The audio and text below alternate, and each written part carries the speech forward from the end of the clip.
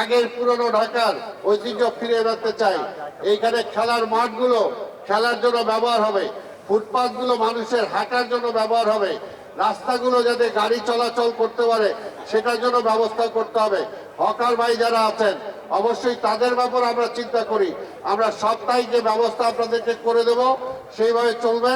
তবে ঈদের আগ পর্যন্ত আপনারা যে যেখানে আছেন আপনারা সেখানে ব্যবসা করবেন, কিন্তু ঈদের পরে কিন্তু একটা শৃঙ্খলার মধ্যে আসতে হবে, একটা শৃঙ্খলায় আসতে হবে। সব জায়গায় যদি দোকান লাগাই দেন, সব জায়গায় যদি মার্কেট করে ফেলেন, তাহলে আমার মা বোনেরা হাঁটতে পারে না, আমার ছোট বাচ্চারা যারা আছে তারা স্কুল কলেজে যেতে পারে না। কাজে সবকিছু এটা নিয়মের মধ্যে আসতে হবে। আপনাদের ব্যবসা কিভাবে করতে পারেন সেটা আপনাদের এমপি সাহেবের সাথে আপনারা বসবেন, বসে আপনাদের জায়গা যারা হকার যারা আছেন তাদের আমরা জায়গা ঠিক করে দেব।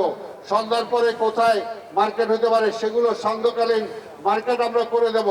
তবে সেখানে আবার সিটি কর্পোরেশনের ট্যাক্সটাও কিন্তু দিতে হবে, সেই জিনিসটাও মনে রাখেন, নাহলে সিটি কর্পোরেশন চলবে কিভাবে? 1 টাকা দেন আর 100 টাকা দেন, যেটাই থাকে অন্তত বরাদ্দ কিন্তু সেটা দিতে হবে। আজকে ব্যবসায়ী যারা আছেন অনেক জায়গায় দেখা যাচ্ছে আমাদের যে সকল ট্যাক্সগুলো অনেক জায়গায় মজুদ হয়ে আছে, অনেক জায়গায় দেন নাই, সেগুলো যদি দ্রুত দেন এই সেবাগুলো আপনারাই পাবেন। আপনাদেরই সেবা করার জন্য তো সিটি কর্পোরেশন চলতে হবে।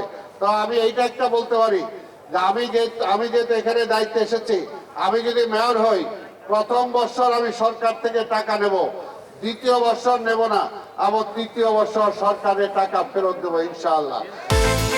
বিকাশ পেমেন্টে 10,000 টাকার বেশি অফার, শপিং চলছে তো।